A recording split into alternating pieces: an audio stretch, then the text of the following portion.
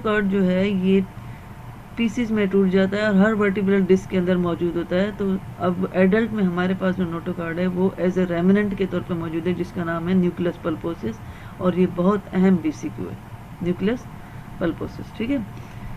अच्छा, when the cloacal membrane appears the posterior, अब यहाँ पे जब क्लोकल मेम्ब्रेन बनेगी इस कैविटी में, देखो यहाँ पे क्लोकल मेम्ब्रेन में या ओरोफेरेंजियल मेम्ब्रेन है, ये ओरोफेरेंजियल मेम्ब्रेन है, ये क्लोकल मेम्ब्रेन, इन दोनों के बीच में देखो ब्राउन कलर का मटेरियल नहीं है, मीन इंट्रामेम्ब्रेनिक मेसोडर्म नहीं है, एंडोडर्म और एक्टोडर्म आपस में फ्यूज है।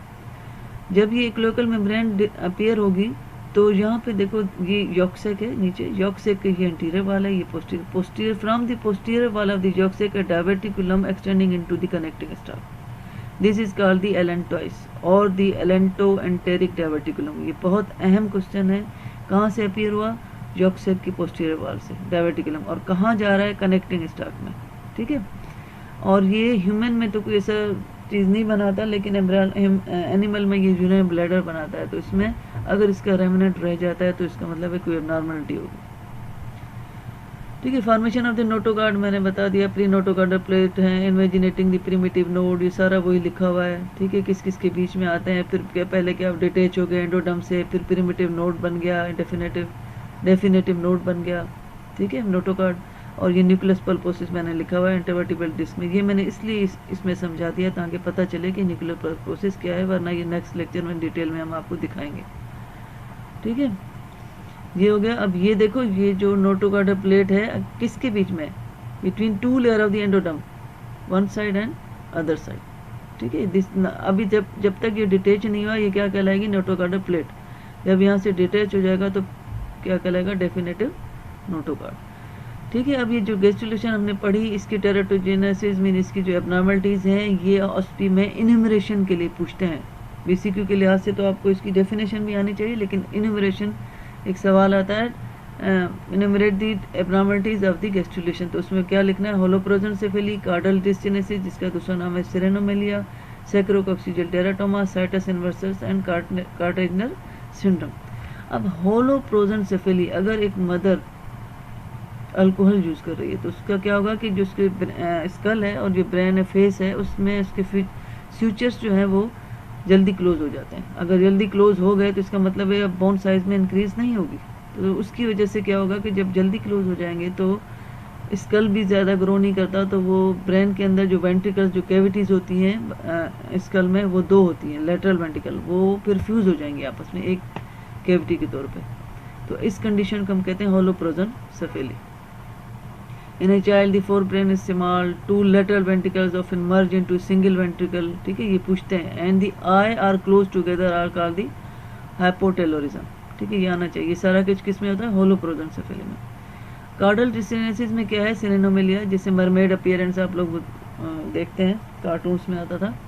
Insufficient mesoderm is formed in the caudal most region, mean जो कार्डल पार्ट है, जैसे इसमें आप डायग्राम में देखो, इनसफिशिएंट मेसोडर्म, या इसमें फ्यूज्ड है और इसमें इनसफिशिएंट है। ठीक है, तो इसको हम क्या कहते हैं, सिरेनोमेलिया। तो इसमें लोअर लिम्ब में ज़्यादातर इफेक्ट करता है, contribute to the formation of the lower limb. ठीक है।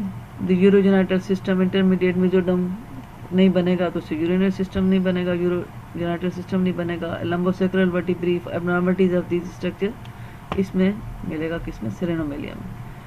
ठीक है।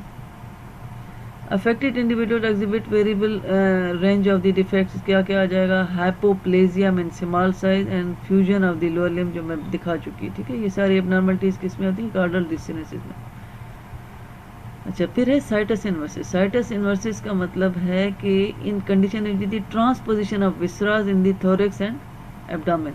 या तो क्या होता है कि साइटस इन्वर्सिस में तमाम, जैसे राइट साइडेड में जो विसरास होते हैं, जैसे heart is present on the left side तो वो राइट साइड पे होगा, और अगर एब्डोमेन की हम बात करें तो लिवर जो है वो राइट साइड पे, वो लेफ्ट पे होगा। स्प्लीन जो है वो लेफ्ट साइड पे, तो राइट पे होगी। इस तरीके से सारे ऑर्गन अपनी अपोजिट डायरेक्शन में होंगे, तो हम उनको कहेंगे साइटस इन्वर्सस।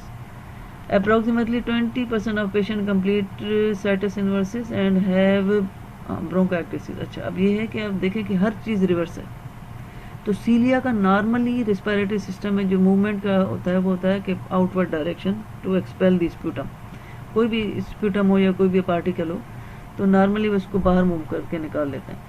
तो सीलिया की मूवमेंट आउटवर्ड होती है, लेकिन इसमें हर ऑर्गन ही रिवर्स है, तो सीलिया की मूवमेंट भी रिवर्स होगी, वो इनवर्ड मूव करेगा, तो जिसकी वजह से जितने स्प्यूटम और ये चीज़ें ये क्या होगा, इनसाइड जाएंगी, तो क्या हो जाएगा, bronchitis and chronic sinusitis because of abnormal cilia. इस सिंड्रोम को हम कहते हैं कार्टेजनर सिंड्रोम। ये आना चाहिए, बहुत अहम PCQ है, ठीक है। किसके साथ एसोसिएटेड है, साइटस इनवर्सिस के साथ, ठीक है। फिर एक कह रहे हैं कि लिटरलिटी मीन कुछ ऑर्गन राइट साइड पे हैं, कुछ लेफ्ट साइड पे हैं, मीन अपने ये कंप्लीट ऑर्गन अपनी साइड चेंज नहीं कर रहे, ठीक है, कुछ का है, तो उसकी वजह से हम इसको क्या कहते हैं, लिटरलिटी, ठीक है। और मोस्ट कॉमनली ये स्प्लीन के साथ होता है, ठीक। अच्छा, अब आते हैं अब सैक्रोकॉक्सिजियल टेराटोमा। अब क्या है कि प्रीमिटिव स्ट्रिक को नॉर्मली तो क्लोज होना चाहिए, लेकिन अगर ये क्लोज नहीं होती तो इसका मतलब है कि ये एपिब्लास्ट सेल्स और एक्टोडर्मल सेल्स जो हैं ये उस स्ट्रिक से बनते जाएंगे और निकलते जाएंगे, तो एक ग्रोथ बन जाएगी बेबी में। अब यहाँ पे सैक्रोकॉक्सिजियल टेराटोमा की डायग्राम नहीं लगाई, तो ये लैंगमैन में है, देखना। तो वो मास सैक्रम क्यों लिखा हुआ है, सैक्रल रीजन पे हो जाता है, सैक्रल कॉक्सिजियल रीजन पे, ठीक है। तो उसमें तो मोस्ट कॉमनली इसी रीजन को ये इन्वॉल्व करता है। Remnant of the primitive streak persist in sacrococcygeal region, these clusters of pluripotent cells proliferate and form the tumour known as the sacrococcygeal teratoma, ठीक है। ये भी आना चाहिए, बच्चों में ये ट्यूमर होता है। इसमें टेराटोमा का मतलब है तीनों जर्म लेयर की डेरिवेटिव मिलेंगी, एक्टोडर्म, मेसोडर्म एंड एंडोडर्म, जब इसको कभी कट करके देखा गया या रिमूव किया गया, ठीक है।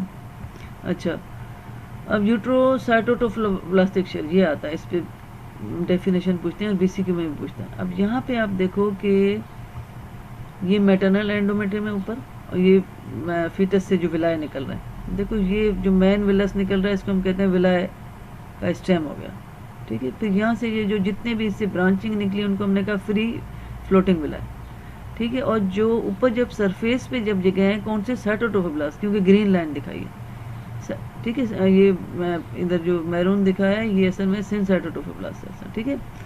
तो यहाँ पे ये सारी जो डॉटेड ये मैटरनल एंडोमेट्रियम है, ठीक। अब यहाँ पे यह सरफेस में जाके ये जो ग्रीन सेल है साइटोटोफोब्लास्ट सेल, ये बिल्कुल सीधे हो गए, इसको हम कहते हैं साइटोटोफोब्लास्टिक शेल। और जब नीचे में जो सीधे हैं ये इनको हम कहते हैं कोरानिक प्लेट, इसलिए BCQ पूछते हैं, ठीक है। तो हम क्या करें, आउटर साइटोटोफोब्लास्टिक शेल क्या है। Cytotrophoblast cells in the villi penetrate progressively into the overlying syncytium, cytotrophoblast में, ठीक है, until they reach the maternal endometrium. Here they establish contact with the similar extension of the neighboring villi and forming a thin outer cytotrophoblast shell. villi के साथ भी हैं और ऊपर भी, ठीक है। This shell gradually surrounds the cytotrophoblast entirely and attach the chorionic sac firmly to the maternal endometrial tissue, क्योंकि नीचे से ऊपर तक बिल्कुल अटैच किया हुआ है, ठीक है। Villi that extend from the chorionic plate to the decidua basalis, decidual plate, जिसको हम दूसरा नाम कहते हैं, the part of the endometrium where the placenta will form are called the anchoring villi, ठीक है। मीन जो स्टेम था, जो मैंने दिखाया कि ये दीजर दी, ये क्या है, ये जो उसको ऊपर की तरफ लेके जा रहा है, ठीक है। फ्री विलाय जो इसकी ब्रांचिंग है, ये पूरा एक ऐसे जो जा रहा है इसको हम कह रहे हैं एंकरिंग विलाय, जो नीचे से ऊपर तक इसने अटैच किया हुआ, ठीक है। फिर फ्री विलाय मैंने आपको बताया कि ब्रांचिंग जो है वो स्टेम विलाय से जो निकल रही है वो free villi. The chorionic cavity meanwhile becomes larger and become 19th and 20th day the embryo is attached to its trophoblastic cell। अब यहाँ पे ये दिखाना चाह रहे हैं कि कोरानिक कैविटी बहुत बड़ी हो गई है और ये सिस्ट प्रिमिटिव या प्राइमरी यॉक्सेक जो था वो सिस्ट के तौर पे बन गया, यहाँ पे सेकेंडरी यॉक्सेक हाइपोब्लास्ट सेल ने बना दिया, और ये कनेक्टेड है किसके साथ, बाय कनेक्टिंग स्टॉक के साथ, जो कि फ्यूचर में जाके क्या बनेगी, एम्ब्लाइकल कार्ड। ये वही चीज़ यहाँ पे बताएगी, ठीक है। अब ये प्राइमरी विलस है which consist of inside there is cytotrophoblastic cells and outside the syncytiotrophoblast. और जब मैंने कहा था मेसोडर्म आ जाती है विलाय के अंदर तो हम उसको क्या कहते हैं, सेकेंडरी विलस। और जब मेसोडर्म के अंदर ब्लड वेसल्स आ गई तो हमने क्या कहा, टर्शियरी विलस। ये आना चाहिए, ये डायग्राम ऑस्पी में रखते हैं, ठीक है। अब यहाँ पे आप देखो ये वो विलस बना हुआ है पूरा, ये फीटल ब्लड वेसल्स हैं, और विलाय के अंदर जो लेक्यूनी थी उनके अंदर मैंने बताया था किसका ब्लड होता है, मैटरनल ब्लड। अब यहाँ पे ये ब्लड एक्सचेंज नहीं होता, अब यहाँ से ऑक्सीजन ब्लड की मदर की ऑक्सीजन फीटल की ब्लड वेसल में आएगी और फीटल का डीऑक्सीजनेटेड ब्लड जो है वो डिफ्यूज होके मैटरनल ब्लड की वेन्स में जाएगा। ठीक है, तो मैटरनल आर्टरीज जो है वो ऑक्सीजनेटेड ब्लड ला रही हैं और डीऑक्सीजनेटेड ब्लड जो है मैटरनल एंडोमेट्रियल वैन लेके जाती हैं। तो फीटस का इस तरह अपोजिट होता है, जो वैन है वो ऑक्सीजनेटेड ब्लड ला रहा है और जो आर्टरीज है वो डीऑक्सीजनेटेड ब्लड। ठीक है, ऑक्सीजनेटेड ब्लड कौन लेके जाएगा? वेंस। और डीऑक्सीजनेटेड ब्लड कौन ला रहा है फीटस में? आर्टरीज। मीन मैटरनल का याद रख लो तो फीटस का फिर उसका अपोजिट है। अब ये जो इसमें पूरा एक शेल है, ये एक वाल है, इसकी ये अभी कंप्लीट नहीं हुआ क्योंकि ये जो है ब्लड वेसल्स की एंडोमेट्री में it will comes in contact with the syncytiotrophoblast. जैसे पीछे आप देखें यहाँ पे ये ब्लड वेसल जो है ये इसने कांटेक्ट किया हुआ है किसके साथ? सिनसाइटोट्रोफोब्लास्ट। बीच में से मेसोडर्म को भी हटा दिया और साइटोट्रोफोब्लास्टिक सेल्स को भी हटा दिया, तो ये ट्रू बैरियर है। वो 4 लेयर वाला जो है वो फॉल्स बैरियर है। ठीक है, फिर थर्ड वीक के ये सारे रिजल्ट्स हैं जिसमें हमने पढ़ा कि क्या क्या बना। ठीक है, ये आना चाहिए what are the events of the third week enumerate करने के लिए से ऑस्टी में अगर लिखने को बोले तो ये लिखोगे।